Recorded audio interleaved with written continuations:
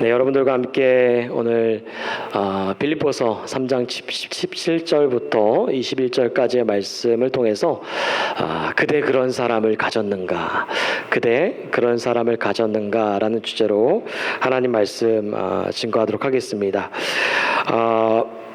오늘 말씀의 제목이기도 하니 그대 그런 사람을 가졌는가라는 제목은요, 제가 지은 것은 아니고 한 시를 묵상하다 그리고 말씀을 떠올리면서 이 시를 가져와서 말씀의 제목으로 삼게 되었습니다. 여러분, 함석헌 시인을 많이 들어보셨을 겁니다. 여기 기독교에서도 사상가로서 시로서 많이 일하셨던 분인데, 그분의 시 중에 그대 그런 사람을 가졌는가인데 제가 좀 일부를 읽어보도록 하겠습니다. 온 세상이 다 나를 버려 마음이 외로울 때에도 저 마음이야 하고 믿어지는 그 사람을 그대는 가졌는가. 탔던 배 꺼지는 시간 구명대 서로 사양하며 너만은 제발 살아다오 할 그 사람을 그대는 가졌는가. 잊지 못할 이 세상을 놓고 떠나려 할 때 저 하나 있으니 하며 빙긋이 웃고 눈을 감을 그 사람을 그대는 가졌는가. 온 세상의 찬성보다도 아니하고 가만히 머리 흔들 그한 얼굴 생각에 알뜰한 유혹을 물리치게 되는 그 사람을 그대는 가졌는가. 그대 그런 사람을 가졌는가. 함석헌 시인의 시입니다. 저는 이 시를 떠올리면서 문득 이런 생각을 해보게 됐습니다. 내 앞에, 내 인생 앞에 이런 사람이 있으면 얼마나 든든할까. 내가 한 번도 가보지 않은 길을 알려주고 누군가가 나에게 조언할 수 있는 그런 사람이 내 앞에 있으면은 얼마나 든든할까라는 생각을 해보게 되었습니다. 여러분 어떠시겠습니까? 그렇지 않겠습니까?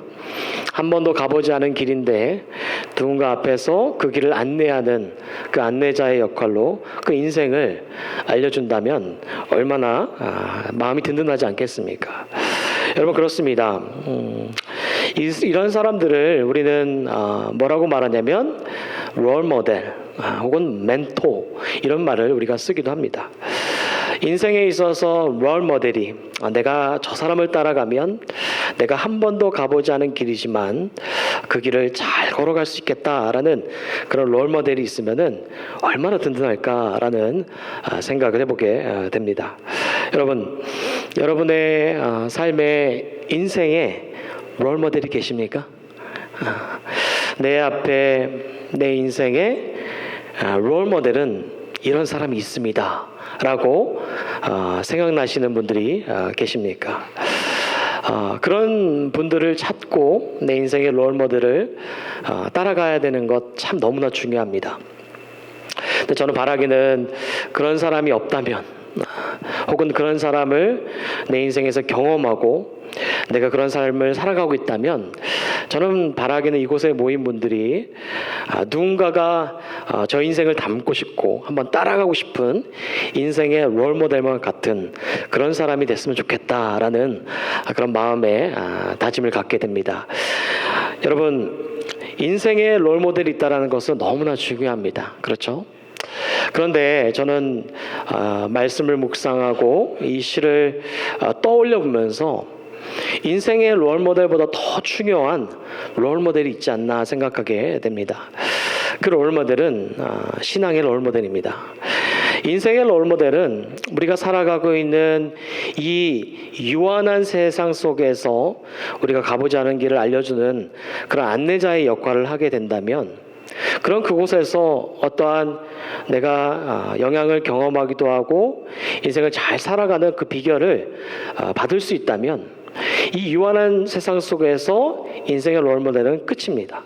그런데 그 신앙의 롤모델은 왜 중요하냐면 이 땅의 삶이 끝이 아니라는 것이죠. 그렇죠? 이 땅의 유한한 삶이 끝이 아니라 이 땅을 넘어서 사후 세계가 있고 그 영원한 세계가 있다라는 것을 그것으로 알려줄 수 있는 신앙의 롤 모델이 저는 더 중요하다라고 생각하고 있다라는 것입니다. 여러분 오늘 본문 속에서요 그것을 보여주고 있습니다. 오늘 본문 속에서 신앙의 롤 모델의 모습 그리고 그런 롤 모델의 모습은 어떤 자들이어야 되는가라는 것을 오늘 본문 속에서 바울은 전하고 있다라는 것입니다. 그것이 무엇일까요? 첫 번째는요, 그리스도를 닮아가는 삶을 보여줘야 한다라는 것입니다. 오늘 본문의 17절 말씀이었습니다. 우리 함께 읽도록 하겠습니다. 시작. 형제들아 너희는 함께 나를 본받으라. 그리고 너희가 우리를 본받은 것처럼 그와 같이 행하는 자들을 눈여겨보라. 바울이 빌립보 성도들에게 편지하면서 형제들아 너희는 함께 나를 본받으라 라고 말하고 있습니다. 잘 아시겠지만 이제 본문 속에서 나와 있는 그 형제들아라는 의미는 just brothers, 남자만 말하고 있는 것은 아니지 않습니까? 예. 당시의 시대 상황상 남자들을 계수하였고 남자가 그 시대 속에서 가부장적인 역할을 컸기 때문에 그런 형제들아라고 기록한 것이지 그렇다고 해서 뭐 자매들이나 다른 교회 공동체의 소속을 가리키지 않는다는 건 아니다라는 것이죠. 형제들아라는 것은 바로 형제나 자매나 모든 그런 교회 공동체를 가리키고 있는데 그런 교회 공동체에게 뭐라고 했냐면 너희는 함께 나를 본받으라라고 말하고 있습니다. 영어 성경을 보니까 following my example, 내 예를 따라라. 나를 따라라 라고 전하고 있다라는 것입니다. 여러분 우리가 미국 사회에 살고 있으면서 쓰는 단어 중에 어떤 단어가 있냐면 brag이라는 단어를 쓰고 있습니다. 혹시 brag이라는 단어를 아십니까? brag이라는 단어를 우리가 종종 미국 사람이나 그리고 영어권에 살고 있는 사람들이 쓰는 것을 보게 되는데 이제 brag이라는 것은요 자랑한다라는 건 아니겠습니까? 그런 자랑은 뭐 내 자녀가 어떤 좋은 대학에 가거나 그리고 내가 이전의 삶보다 더 나은 삶으로 나아가서 좋은 차를 구매하거나 그리고 집을 구매하거나 그리고 승진됐을 때 미국 사회에서는 이제 브렉한다 이런 말을 쓰곤 합니다. 제가 신학생 시절에 제가 와이프하고 같은 학교 다녔습니다. 그래서 캠퍼스 커플 CC인데요.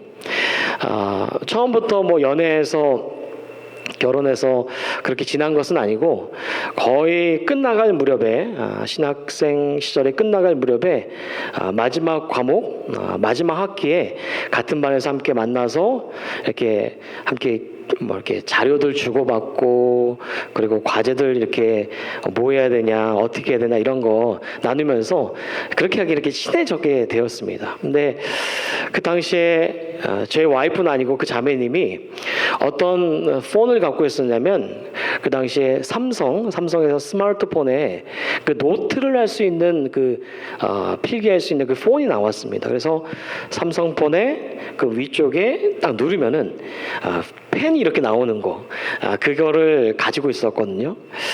제가 당시에 신학생 시절이니까 얼마나 노트 필기도 하고 자료도 적고 그런 일들을 많이 했겠습니까? 근데 당시에 그 자매님이 가지고 계신 그 스마트폰이 너무 부러운 거예요. 너무 부러워서 나도 저거 사고 싶다 이런 마음 한켠의 생각이 계속 갖고 있었습니다. 그래서 물어봤어요. 이거 얼마냐고. 상당한 돈을 주고 샀더라고요. 근데 이 몇 주가 지났어요. 근데 몇 주가 지났는데 AT&T에서 그걸 얼마에 판다라고 광고하냐면 1불에 판다라고 광고한 거예요. 1불에.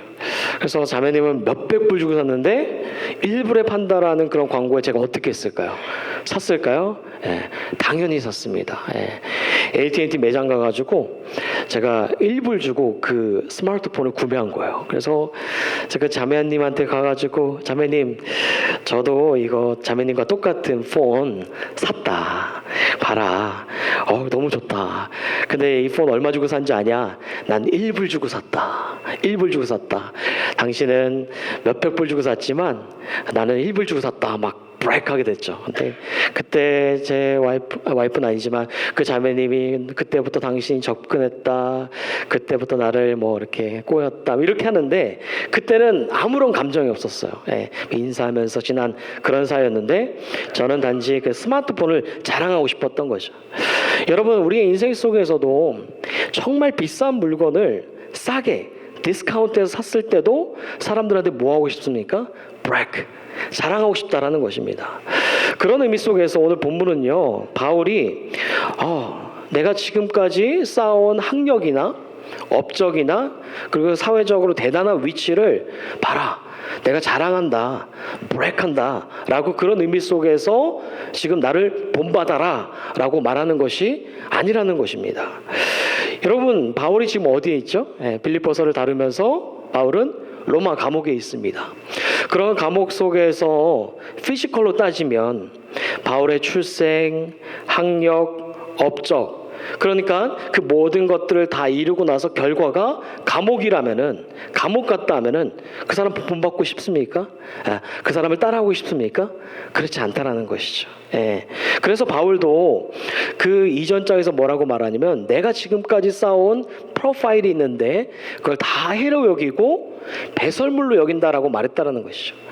단순히 바울이 나를 본받아라, 나를 본받는 그 이유는 내가 지금까지 쌓아온 학력이나 그리고 업적이 대단하기 때문에 너희들은 본받아야 돼, You're following my example 해야 돼, 이런 의미가 아니라는 것입니다. 자, 그렇다면은 본문 속에서 나를 본받으라 하는 의미가 무엇인가? 그 의미는 다른 것이 아니라 내가 지금까지 따라갔던 삶이 있다라는 것이죠. 내가 지금까지 예수님을 만나고 변화되어서 따라갔던 삶이 있는데, 그 따라갔던 삶은 다른 것이 아니라 내가 예수를 본받으려 했던 삶, 그것을 나를 본받는 것처럼 내가 예수를 따라간 삶을 본받으라 라고 전하고 있다라는 것입니다. 그래서 오늘 본문의 말씀을 우리가 온전히 이해하기 위해서는 어떤 말씀과 이어서 봐야 되냐면 고린도전서 11장 1절과 말씀을 연결돼서 봐야 된다는 것이죠. 고린도전서 11장 1절 이렇게 말합니다. 함께 읽죠. 시작. 내가 그리스도를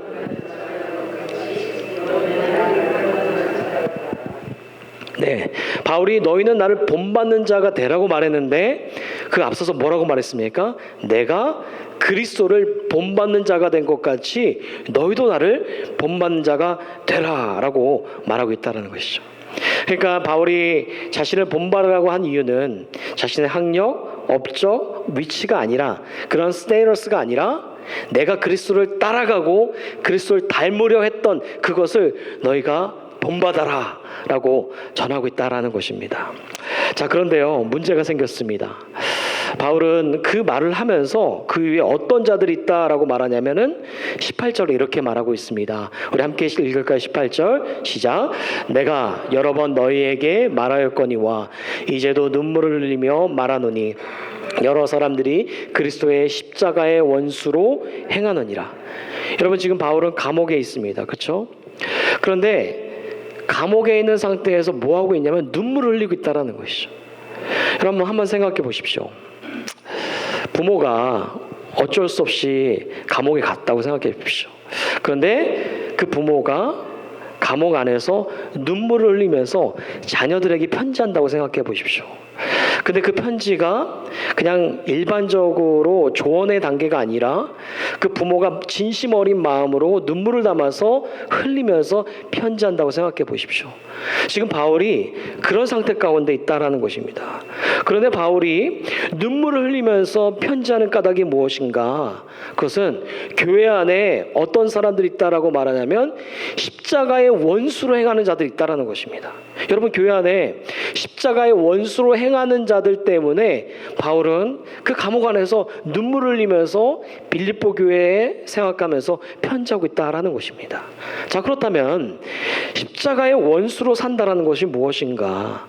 이 본문에 담겨져 있는 의미는 단순히 예수를 믿지 않는 자들, 그리스도를 대적하는 자들이 십자가의 원수를 말하는 것인가? 그것을 말하는 것이 아니라는 것입니다. 여기에서 본문의 십자가의 원수는 그리스도라고 말하고 예수님을 믿는다라고 말하지만 온통 새 마음이 어디에 다 빼앗겨져 살아가는 것이냐면 세상에 다 빼앗겨져 살아가는 것이죠. 십자가의 은혜로 구원받았다고 말을 하지만 그러나 마음은 온통 세상 속에 다 빼앗겨져 살아가는 자들의 모습. 그래서 마음에 세상적 욕망과 욕구와 그런 것들이 가득 차져 있는 사람들을 보고 십자가의 원수 가운데 행하고 있다. 그런 자들을 바라보며 안타까워서 감옥에서 바울은 눈물을 흘리면서 그들에게 기도한 편지하고 있다라는 것입니다. 여러분, 그들이 어떤 자들일까요? 본문에 하나씩 풀고 있습니다. 19절에 이렇게 말합니다. 함께 읽죠. 시작. 그들의 마침은 멸망이요 그들의 신은 배요 그 영광은 그들의. 첫 번째는 그들의 신은 배요라고 말하고 있습니다. 도대체 이 말이 무슨 말인가? 그들의 신은 배다라는 것이 무슨 말인가? 영어 성경을 보니까 너무 잘 나와 있습니다. Their God is their appetite. Appetite. God is their appetite라고 나와 있습니다. 여러분, 혹시 식당에 가시면은 이런 단어를 보실 때가 있어요. Bon appetit. 들어보신 적 있으시죠? 보신 적 있으시죠? 이 말이 무슨 말이냐면은 이제 프랑스 말입니다. 프랑스 말로 enjoy your meal, 맛있게 드세요라는 그러한 뜻을 담는 것이 bon appetit라는 단어입니다. 그런데 여기에 bon은 good 혹은 well이라는 단어를 담고 있지만 appetit는 식욕이나 어떤 욕구를 일으키는 것을 바로 appetit라고 담고 있다라는 것입니다. 그러니까 한번 생각해 보게 되면 그들의 신은 배요라는 뜻은 무엇이냐면 신들이 하는 역할이 있다라는 것이죠. 그 신들이 하는 역할이 있는데 그 신들이 하는 역할은 배를 채우는 것이죠. 욕망을 채우는 것이죠. 욕구를 채우는 역할을 하는 자가 누구냐? 바로 신이다라는 것이죠. 그러니까 교회 안에 신의 배요라고 생각하는 자들은 무엇이냐면 하나님을 믿는 이유가 어떤 이유냐면은 하나님은 나의 욕망과 욕구를 채워주는 대상이야, 도구야 라고 여기는 자들이, 그런 자들이 빌립보 교회 안에 있다라는 것입니다. 그러면서 예배를 드리며 교제하며 신의 역할은 뭐냐면 내 욕망을 채워주는 대상이야, 내 욕구를 채워주는 대상이야 라고 생각하는 자들이 있다라는 것이죠. 자, 두 번째는 어떤 자들이 있다라고 말하면 그들의 부끄러움에 있고 그 영광은 그들의 부끄러움에 있고 라고 말합니다. 영어 성경에 보면 너무 잘 나와 있어요. They brag about shameful things. 부끄러운 것들을 자랑하며 다니는 자들이다라는 것입니다. 그러니까 이들을 풀어서 어떤 자들이라고 말할 수 있냐면 교회에 나오고 예배드리는 목적이 단 한 가지입니다. 그것은 무엇이냐면 자기 과시하러 나온 사람들입니다. 자기 자랑하러 나온 사람들입니다. 예배드리면서 자기가 이루었던 일, 하고 있는 일, 세상적인 어떠한 성공의 성취들을 자랑하고 과시하러 나온 자들, 그들이 교회 안에 있었다라는 것입니다. 그리고 세 번째를 뭐라고 말하고 있냐면 땅의 일을 생각하는 자라라고 나와 있습니다. 영어 성경 보니까 이러죠. They think only about this life here on earth. 땅의 일을 생각하는 자들.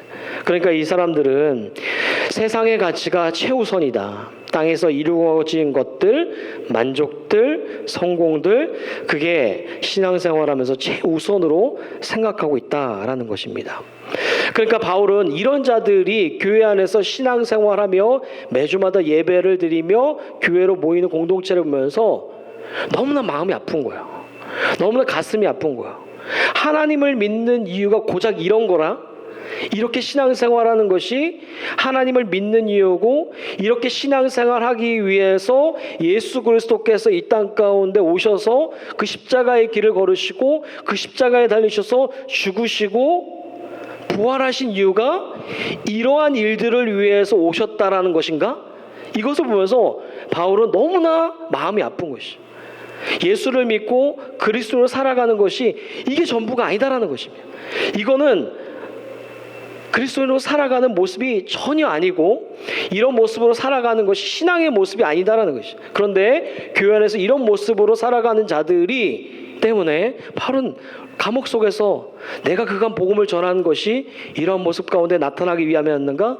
이런 것이 전부였는가? 보면서 가슴이 아파 눈물을 흘리고 있다라는 것입니다. 그래서 바울은요, 이렇게 이어서 말하고 있는 것입니다. 우리가 읽었던 그 본문 속에서 17절에 그리고 너희가 우리를 본받은 것처럼 그와 같이 행하는 자들을 눈여겨보라 라고 말하고 있습니다. 이 말은 무슨 말이냐면 바울이 진정으로 이 땅에 와서 예수 그리스도를 닮으려 하고 따라가려고 했던 그러한 모습들을 본받으라고 말했는데, 그와 같이 행하는 자들이 진정한 신앙인이고 그와 같이 행하는 자들을 너희는 교회에서 눈여겨보라. 이 자들이 아니라 이 자들을 눈여겨보고 그들을 따라가는 삶이 진정한 신앙의 모습으로 나아가는 것이다 라고 바울이 지금 전하고 있다라는 것입니다. 여러분, 그런데 본문을 묵상하게 되어지면서 놀라운 것이 있습니다. 그 놀라운 것이 무엇일까요? 오늘날 똑같지 않습니까? 오늘날 똑같다라는 것이죠. 하나님을 믿는 이유가, 목적이 무엇인가?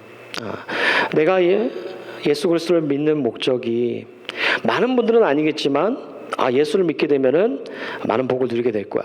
물질적인 복, 세상의 성공, 번영, 그것들을 누리게 될 거야 하면서 예수를 믿고 교회에 오는 사람들이 너무나 많습니다. 그렇죠? 그리고 교회에 오시는 분들이 특징이, 어떤 분들이면 자기 과시하면서 마치 자기 과시 경연장이 되어질 때가 너무나 많다라는 것이죠. 내가 지금까지 뭘 한 줄 알아? 어떤 사람인 줄 알아? 내가 누군지 알아? 하면서 자기 과시하는 그 경연장이 많다라는 것이죠. 또 어떻습니까? 이중적인 삶을 살아갈 때가 너무 많죠. 교회에서의 모습과 교회에서의 밖에서의 모습이 다른 그런 이중적인 삶을 살아간 사람들의 모습이 교회 안에서도 오늘에도 너무 많이 있다라는 것이죠. 근데 바울은 그런 게 아니라는 것이, 예수 믿는 것이 단지 그런 것을 추구하고 만족하며 삶을 살아가는 것이 아니다라고 바울은 로마 감옥 안에서 눈물을 흘리며 편지하고 있는 것입니다. 제가 그저께 장례 예배를 다녀왔는데 거기서 한 분이 얘기하시는 것을 옆에서 이렇게 들었어요. 들으려고 했던 게 아니라 인사하다가 듣게 됐는데, 교회에서 떠나게 됐다라는 것이죠. 떠나게 된 이유가 상처를 받았다라는 거예요. 근데 어떤 상처를 이제 받게 되는지 여러 가지를 말할 수 없지만, 교회에 약쟁이와 같은 사람들이 너무 많대요. 약쟁이와, 그러니까 뭐 마약을 해서 그런 약쟁이가 아니라 약을 파는 사람들의 모습 있잖아요. 약을 파는 사람들의 모습들이 너무나 교회가 있어서 정말 상처받아서 교회에 가고 싶지 않다. 그래서 신앙을 떠나서 심지어 교회 안에 목장과 목자들이 이렇게 나와서 떠돌면서 그렇게 지내시는 분의 이야기를 제가 듣게 되었습니다. 여러분, 교회를 떠나는 이유는 다른 것이 아닌 것 같아요. 교회를 떠나고 그리고 다른 교회에 또 가게 되어진 이유는 예수님이 싫어서, 그리고 하나님이 싫어서, 복음이 싫어서 떠나는 것은 아닌 것 같아요. 사람에게 실망을 받고 그 사람으로 통하여서 낙심을 받기 때문에, 정말 신앙인의 모습이 이런 모습이야? 이렇게 살아가는 것이 예수 믿는 거야? 뭐야, 이것보다 내가 세상 속에 나아가면 더 잘 살 수 있을 것 같은데, 이런 모습들, 그런 모습들이 교회 안에서 세상 속에서 나오게 되어지는 모습이 아닌가라는 것을 돌아보게 되는 것 같습니다. 여러분, 예수를 믿는 목적, 그 안에 하나님께서 복을 주시는 건 맞습니다. 제가 이전에도 설명해드렸던 것처럼 제 아이들과 함께 저녁마다 가는 데가 있는데 달러트리를 간다고 말씀드리지 않았습니까? 1불짜리 샵이에요. 1불짜리 샵 가면요, 애들은 너무나 좋아해요. 아빠가 1불짜리 이거 사준다. 그러면 애들이 바구니를 가져와가지고 하나, 두 개, 10개 담습니다. 너무 좋아하잖아요. 근데 한번 생각해 보세요. 제가 1불짜리만 사줄 수 있는 사람이냐고요. 그거 말고도 10불짜리, 100불짜리, 1000불짜리까지도 사줄 수 있겠지만, 그런데 여러분, 아이들하고 야구도 해줄 수 있고, 축구도 해줄 수 있고, 바스켓볼도 해줄 수 있고, 학교에 드롭오프, 픽업 이런 거 해주고 여러 가지 해줄 수 있지 않겠습니까? 하나님께서는 우리가 그리스도인으로 살아가면서 물질의 복을 주시는 건 맞아요. 근데 그것은 아주 일부밖에 안 된다고요. Little amount, 아주 일부밖에 되지 않는다고요. 세상의 어떠한 위치 가운데 이루어지게 되어지는 건 아주 일부밖에 되지 않습니다. 그거 말고도 광대한 하나님의 일하심이 있다라는 것을 우리는 깨달아야 되고, 그리고 그 하나님을 알아가야 된다는 것입니다. 제가 목사이지만 저는 목사의 삶도 마찬가지라고 생각합니다. 제가 이곳에서 서게 된 것이 완벽하고 어떠한 하나님에 대한 완전한 지식을 갖고 제가 거룩하게 되어지기 때문에 이 자리에 선 것이 아니라고 저는 생각이 되어집니다. 네. 저도 한 인간의 밖에 불과하지만, 그러나 인간의 삶을 살아가고 있지만, 그러나 그리스도를 따라가는 삶이, 그 삶이 얼마나 가치가 있고 그 삶이 얼마나 세상 속에서 살아갈 때에 소망이 없는 세상 속에 소망이 있고, 대안이 없는 삶 속에서 유일한 대안 되시는 분이 예수입니다. 나는 불완전하지만, 난 연약하지만, 넘어지는 목사의 삶이지만, 그러나 그 목사의 삶을 살아가는 것이 완벽해서 당신들은 나를 본받고 따라와야 돼, Let's go 하면 따라와. 그것이 아니라 나도 연약한 사람이고 그리고 부족한 사람이지만, 그러나 하나님께서 예수 그리스도를 보내주셔서 그 예수 그리스도만이 온전한 대안이십니다 라고 그렇게 선포하고 그 삶을 먼저 살아가는 삶이 목사의 삶 아니겠습니까? 그렇죠. 목사의 삶은 다른 삶이 아닙니다. 부족하지만, 연약하지만, 그렇지만 우리 인생의 대안은 예수 그리스도밖에 없습니다. 그 예수 그리스도만이 소망입니다. 그것을 붙잡고 나아가는 삶이 목사의 삶이다라는 것입니다. 그래서 목사만이 아니라 저는 장로님들, 권사님들, 집사님들, 성도님들도 저는 똑같다고 생각합니다. 내가 어느 포지션에 타이틀을 달았기 때문에 나는 장로이고 권사이고 집사가 아니라 나도 부족한 사람입니다. 그런데 하나님께서 나에게 직분을 맡겨주셨기 때문에 그냥 이 직무를 하는 겁니다. 내게 직분을 맡겨주셨기 때문에 이 직무를 하며 나아가는 것입니다. 그런데 그 안에 진정한 대안이고 소망은 예수 그리스도입니다. 우리가 예수 그리스도를 닮아가야 됩니다. 예수 그리스도면 소망이 있습니다 라고 함께 나가야 되는 것이 바로 직분자의 모습이다라는 것입니다. 여러분, 그렇습니다. 바울이 말하는 것은 바로 이런 것입니다. 자신에게 수많은 학력이 있었고 그리고 위치가 있었고 많은 것들을 가졌지만, 그런 가진 것 가운데 감옥에서 있음에서 눈물을 흘리며, 야, 예수를 믿는 것이 그것이 아니야. 예수를 믿는 것은 그리스도를 닮아가는 것이고 따라가는 것이고 본을 보며 나아가는 모습이야 라는 것을 끝까지 그 바울이 감옥에서 외치며 나아갔다라는 것이죠. 나도 부족하지만, 나도 박해자였지만, 그러나 그리스도의 은혜로 말미암아 구원을 받았고 그 속에서 우리가 끊임없이 추구하며 닮아가야 되는 것은 그리스도 닮기를 포기하지 말아야 돼 라는 것을 지금 로마 감옥 속에서 전하고 있다라는 것입니다. 여러분, 이것이 바로 신앙의 롤 모델의 모습입니다. 신앙의 롤 모델의 모습은 다른 것이 아닙니다. 많은 것을 가져서 그것을 내가 브렉하며 자랑하며 쫓고 프레젠트하는 게 아닙니다. 진짜 신앙의 롤 모델은 나를 보지 마세요. 그리스도를 보세요. 우리 함께 그리스도를 닮아가야 됩니다. 이것을 보여주는 것이 바로 신앙의 롤 모델이고 바울이 감옥 속에서 보여준 모습입니다. 바라기는 저와 여러분들의 삶 가운데서 이러한 삶의 모습으로 신앙의 롤 모델로 그리스도를 닮기에 부족하지 않는 저와 여러분들 되기를 주님의 이름으로 간절히 축복합니다. 자, 두 번째, 신앙의 롤 모델의 모습은 바울이 무엇을 보여주고 있는가? 두 번째는 하늘의 소망을 보여주고 있다라는 것입니다. 자, 20절 말씀인데요. 우리 함께 읽겠습니다. 시작.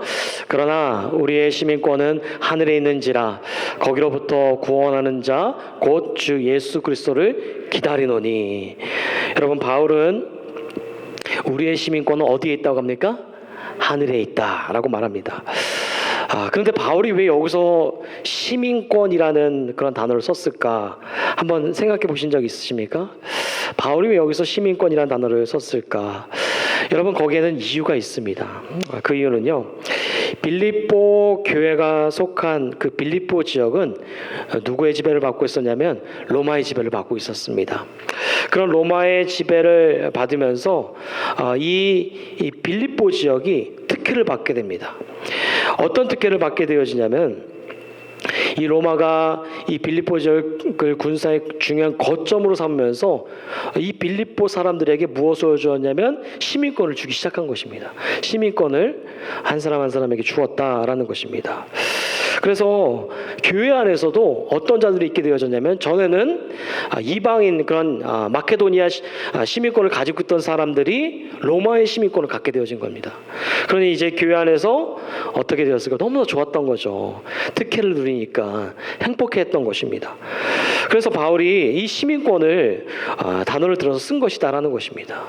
어느 정도까지 그 특혜를 갖고 있었냐면, 여러분, 당시에 그 로마의 시민권은 아무나 가질 수 있는 시민권이 아니었습니다. 여러분, 로마의 시민권을 가지기 위해서요, 로마 군대를 간 사람들은요, 얼마나 복역한지 아십니까? 25 years, 25년을 복역해야지만 그 로마의 시민권을 가질 수가 있었다라는 것이죠. 그러니 25년 동안 복역하고 난 그러한 사람이 시민권을 가졌을 때 얼마나 자랑할 수 있지 않았겠습니까? 그만큼 큰 혜택을 누린다라고 생각했기 때문이다라는 것이죠. 뿐만 아니라 이 글라디오 황제 이후에요, 이 로마 시민권을 어떻게 얻게 하게끔 했냐면 돈을 주고 사게끔도 했습니다. 정확한 수치를 매길 수 없지만 사도행전 22장 28절을 보게 되면요, 천부장이 그 로마 시민권에 대해서 말하는 그런 장면들이 있습니다. 근데 그 천부장이 뭐라고 말하냐면, 나는 로마 시민권을 얻을 때에 많은 돈을 주고 샀다. 그 많은 돈을 주고 샀다라고 말하게 됩니다. 이것을 현대적으로 얼마 정도 계산할 수 있을까? 그 많은 돈이 얼마 정도 될까? 그것을 학자마다 의견이 분분하지만 수억 원이 된다고 합니다. 그러니까 오늘날로 환산해서 그 로마 시민권을 산다는 것은 수억을 지불해야지만 얻을 수 있는 것이 당시의 로마의 시민권이었다라는 것입니다. 여러분, 이 로마 시민권을 갖게 되어지면요, 어느 지역을 가도요 특혜를 받았어요. 자유롭게 왔다 갔다 할 수 있는 그런 특혜를 얻은 시민권이 바로 로마 시민권이었습니다. 심지어 로마가 패권을 잡고 있었으니까 강도나 살인한 자를 어떻게 처벌했냐면 십자가형을 달지 않았습니까? 십자가형을 달았는데 로마 시민권을 가진 자에게는 십자가형을 안 달았다는 것이죠. 그만큼 이 로마 시민권을 가진 자에게는 굉장한 특혜를 가지고 있었다라는 것입니다. 우리도 그렇잖아요. 미국 시민권을 가진 분들이 굉장히 특혜를 가지고 또한 이것을 얻는 것이 쉽지 않다라는 것을 생각해 보지 않습니까? 저도 한국에서 미국으로 처음 오게 된 것은 유학생으로 왔습니다. F1 그런 비자로 받고 왔습니다. 근데 F1 비자에서 이 미국에서 일을 하려면은 취업 비자가 있어야 되고, 그 취업 비자로 끝나는 것이 아니라 영주권을 얻게 돼야 되고, 그 영주권에서 어느 정도 시간이 지나야지만 그런 시민권을 얻게 되어진 것. 그런 프로세싱이 뭐 하루 이틀에 되는 게 아니잖아요. 몇 날 몇 달이 되는 게 아니잖아요.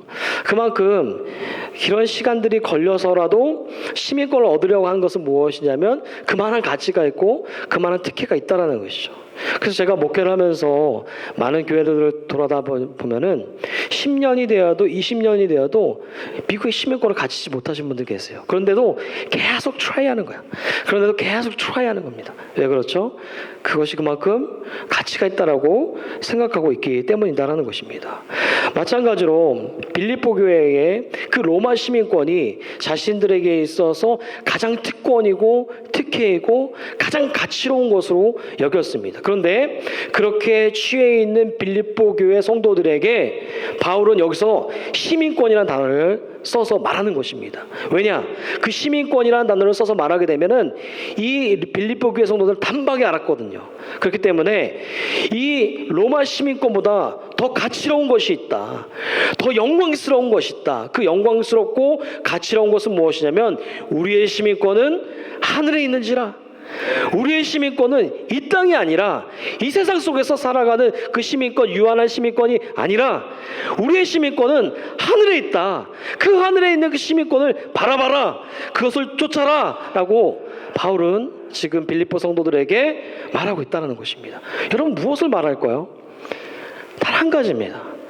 우리의 소망은 이 땅에서의 시민권을 갖고 끝나는 소망 끝, 이게 아니라 진정으로 하늘의 소망이 있다.